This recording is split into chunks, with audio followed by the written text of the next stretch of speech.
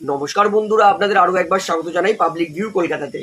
বন্ধুরা, শুধু ব্রাজিল নয়, তার পাশাপাশি আরো এক বিশ্বকাপের দল ইন্ডিয়ার সঙ্গে অক্টোবর মাসে ফ্রেন্ডলি ম্যাচ খেলতে আসতে চলেছে। এই দলটা কে? ইস্ট বেঙ্গল দলের সত্যিই ভাগ্য খারাপ। জেসন কামিংস তিনি কোন নতুন দলে যুক্ত হলেন? মোহনবাগান দলের ষষ্ঠ বিদেশি কে হতে পারে? চাংটে কবে আসবে? আরও কিন্তু কিছু গুরুত্বপূর্ণ আপডেট দেবো। তাই বলতেই পারি ভিডিওটা গুরুত্বপূর্ণ হবে, শেষ পর্যন্ত দেখবেন। এবং যারা চ্যানেল নতুন আছে সকলকে একটাই অনুরোধ করে রাখবো, যেহেতু এইখানে আপনারা খেলার সমস্ত রকম আপডেটস পেয়ে যাবেন, তারা অবশ্যই পাবলিক ভিউ কলকাতা চ্যানেলটিকে সাবস্ক্রাইব করে বেল আইকন প্রেস করে অল করে রাখবেন। তাহলে বন্ধুরা, সবার প্রথমে বলি, ভারতীয় ফুটবল ফ্যান্সরা হয়তো অক্টোবর মাসকে চিরজীবনের জন্য মনে রাখবে। কারণ অলরেডি অক্টোবর মাসের 3 তারিখে ব্রাজিল খেলতে আসবে কলকাতাতে ইন্ডিয়ার বিরুদ্ধে। এটা সবাই জানি, এটা ঘোষণা হয়ে গেছে। কিন্তু শুধু ব্রাজিল একা নয়, তার পাশাপাশি ইএসপিএন কথাবার্তা বলছে আরও দুটো ওয়ার্ল্ড কাপ টিমের সঙ্গে, যারা 2026 ওয়ার্ল্ড কাপ খেলেছে। মানে ব্রাজিল একটা কনফার্ম, ইএসপিএন আরও দুটো, মানে ভারতের জন্য 3টে ফ্রেন্ডলি ম্যাচ, 3টেই ওয়ার্ল্ড কাপ টিমের সঙ্গে কিন্তু ফ্রেন্ডলি ম্যাচ খেলার কথাবার্তা বলছে ইএসপিএন। অর্থাৎ ব্রাজিল 3 তারিখ কনফার্ম। তো এর মধ্যে আরও দুটো ওয়ার্ল্ড কাপ টিম না হলেও একটা কিন্তু কনফার্ম হবেই। মানে ব্রাজিলের সঙ্গে আরও একটা ওয়ার্ল্ড কাপ টিম ভারতে খেলতে আসবে, এটা আপনারা কনফার্ম ধরে নিন। তো যেহেতু বিগত 1.5 বছর ধরে আর্জেন্টিনা টিম ইন্ডিয়ার বিরুদ্ধে খেলতে আসবে এমনটা কিন্তু কথাবার্তা হচ্ছিল, কিন্তু কিছু টাকার জন্য ইন্ডিয়া নিয়ে আসতে পারছিল না। তাই আমার মনে হচ্ছে যে ব্রাজিলের পরবর্তী Argentina team, Leo Messi the little magic man, Argentina team তারাও কিন্তু ভারতে খেলতে আসতে পারে ইন্ডিয়ার সঙ্গে ফ্রেন্ডলি। ভাই, আমি রীতিমতো শেষ হয়ে যাব। মানে ব্রাজিল, ভাবুন তার পরের ফ্রেন্ডলি ম্যাচ আর্জেন্টিনা। ভাই, এটা মানে পাগলামি হবে। এই জন্যই বলছি অক্টোবর মাস, অক্টোবর 2026 ভারতীয় ফুটবল ফ্যান্সরা কোনো দিন ভুলতে পারবে না। এবং দেখুন, অফিসিয়াল আপডেটটা আপনারা খুব তাড়াতাড়ি পেয়ে যাবেন, কারণ ব্রাজিল কনফার্ম। তারপরেও আরও দুটো ওয়ার্ল্ড কাপ টিমের সঙ্গে কথাবার্তা চালাচ্ছে ফ্রেন্ডলি ম্যাচের জন্য। তো দুটো না হলেও একটা কিন্তু কনফার্ম হবেই। তো সেই একটা কনফার্ম টিম কে হবে দুটোর মধ্যে, সেটার কিন্তু কথাবার্তা চলছে। যদি ব্রাজিলের পরে আর্জেন্টিনা হয়, মানে মাই গুডনেস, আমি ইতিমধ্যে বলে রাখছি, আমি মিনিমাম 15,000 টাকা কিন্তু ধরে রাখছি। আমি দুটো খেলা দেখতে যাবই, সে যাই হোক। তো অবশ্যই ভিডিওটা শেয়ার করে সবাইকে জানান যে শুধু ব্রাজিল নয়, আরও এক ওয়ার্ল্ড কাপ খেলা টিম সম্ভবত আর্জেন্টিনা হতে পারে, সেই ইন্ডিয়াতে ফুটবল খেলতে আসতে চলেছে। তবে একটা খারাপ আপডেটও দেবো, যেহেতু আমরা জানি এই যে ফ্রেন্ডলি ম্যাচ হচ্ছে তার সঙ্গে ফিফা এশিয়ান কাপও আছে।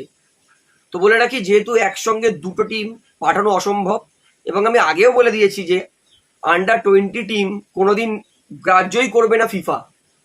তাই যতদূর মনে হচ্ছে যে ইন্ডিয়া টিম হয়তো competitive match Asian cup, FIFA Asian cup participate নাও করতে পারে। সত্যি মনটা ভেঙে যাবে যে এশিয়ান কাপ, ফিফার মতো এত বড় টুর্নামেন্ট, ভারত যদি পার্টিসিপেট না করে। তো যদি ফ্রেন্ডলি ম্যাচ, তো এই মুহূর্তে দাঁড়িয়ে 80% কনফার্ম মনে হচ্ছে যে ভারত ফ্রেন্ডলি ম্যাচই খেলবে, ফিফা এশিয়ান কাপ খেলবে না। যেটা সত্যি আমার মন ভেঙে দিচ্ছে, কারণ ফিফা টুর্নামেন্ট ভাই, ফিফা কাপ বিশাল বড় ব্যাপার। তবে যাই হোক, ভারতের কাছে ফ্রেন্ডলি ম্যাচ আছে দুটো ভালো ভালো, দুটোই ওয়ার্ল্ড কাপ টিম। ব্রাজিলের মতো টিম কনফার্ম হয়ে গেছে। যদি আর্জেন্টিনার মতো টিম হয় তাহলে এটা ভারতের জন্য একটা ঐতিহাসিক মাস। অক্টোবরটা ঐতিহাসিক মান্থ হয়ে যাবে ইন্ডিয়ান ফুটবল হিস্ট্রিতে। তো অবশ্যই ভারত ফ্রেন্ডলি ম্যাচ খেলবে, ফিফা এশিয়ান কাপ খেলবে না। এই ভিডিওটা শেয়ার করেও কিন্তু সবাইকে জানিয়ে দেবেন। এইবারে বলি, জেসন কামিংস দ্য জোকার তিনি কোন ক্লাবে সই করছে? তো জেসন কামিংস আগেও বলেছি আইএসএল কিন্তু খেলবে না, এমনটা তিনি বলেছিলেন। জেসন কামিংস চাইছিল এ লিগ, মানে তার অস্ট্রেলিয়ার কোনো দল, কিন্তু এ লিগ থেকে সেরকম ভালো দল পায়নি জেসন কামিংস।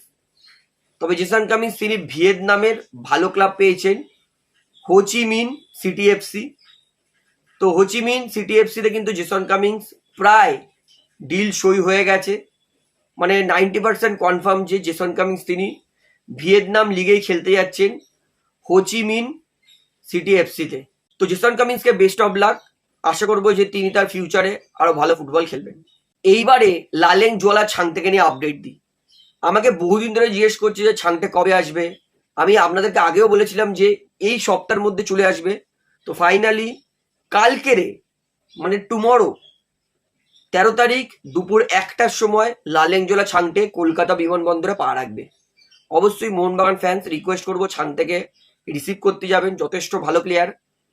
তো ছাংতে ফ্যান্সের জন্য, তো ছাংতের জন্য যারা চিন্তা করছিল কবে ছাংতে আসবে, ছাংতে কিন্তু কালকেরে দুপুর 1টার সময় কলকাতায় ল্যান্ড করে যাবে তার প্লেন। তো এইবারে ইস্টবেঙ্গল দলের ব্যাড নিউজ দিই। সত্যিই বলছি ইস্টবেঙ্গল দলের ভাগ্যটা খুবই খারাপ।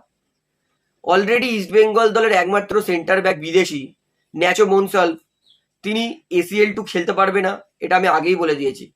কারণ তিনি গতকাল মানে স্টার্টের প্র্যাকটিসেও ন্যাচোকে আমরা দেখতে পাইনি।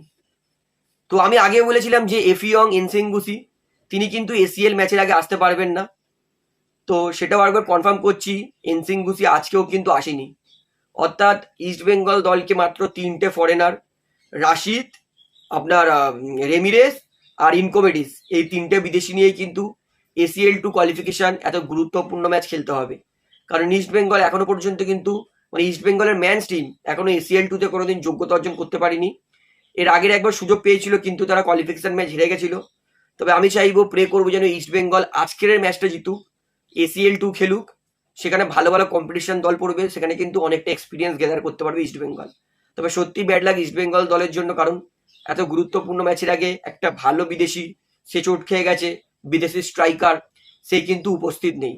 তো সত্যি ইস্টবেঙ্গল দল কিন্তু এটা খারাপ লাগছে। তবে ম্যানেজমেন্টের গাফিলতি আছে, আরও আগে থেকে কিন্তু এনসিঙ্গুসিকে আনার জন্য অ্যাটেম্প করতে পারতো, অনেকটা লেট হয়ে গেছে ইস্টবেঙ্গল দলের জন্য। তবে হাবাস তিনি কিন্তু ম্যাচের আগে প্রেস কনফারেন্সে পরিষ্কার করে দিয়েছেন যে তার কাছে ইস্টবেঙ্গল হচ্ছে তার জন্য পৃথিবীর বেস্ট দল।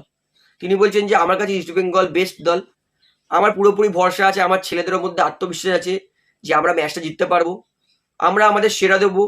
দিনের দিন যদি আমাদের পরিকল্পনা 100% আমরা ইমপ্লিমেন্ট করতে পারি, সঠিকভাবে ফুটবল খেলতে পারি, ভুলচুক না করতে পারি, তাহলে কিন্তু ACL2 গ্রুপ পর্বে অবশ্যই ইস্টবেঙ্গল পৌঁছাবে, এমনটা কিন্তু হাবাস তিনি আশা রেখেছেন। তিনি বলছেন যে কোন বিদেশি নেই, কে চোট আছে সেই নিয়ে ভাবছি না, আমার কাছে যা দল আছে, যা অস্ত্র আছে, সেটা নিয়েই কিন্তু আমি বেস্ট পারফরমেন্সটা দেবো এবং ইস্টবেঙ্গল দলকে অবশ্যই জেতাবো। অর্থাৎ হাবাস তিনি কিন্তু কনফিডেন্স আছে যে ইস্টবেঙ্গল দল অবশ্যই কোয়ালিফিকেশন ম্যাচ জিতে ACL2 এর গ্রুপ পর্বে পৌঁছাবে। তাহলে বন্ধুরা ভিডিওটা এখানে শেষ করছি। আশা করি ভালো লাগলে, তো ভিডিওটি ভালো লাগলে অবশ্যই লাইক করুন, কমেন্ট করুন, শেয়ার করুন এবং চ্যানেল সকলকে অ্যাক্টিভ করে রাখবো, যেহেতু এখানে আপনারা খেলার সমস্ত রকম আপডেটস পেয়ে যাবেন। তারা অবশ্যই পাবলিক ভিউ কলকাতা এই চ্যানেলটিকে সাবস্ক্রাইব করে বেল আইকন প্রেস করে অল করে রাখবেন। ধন্যবাদ।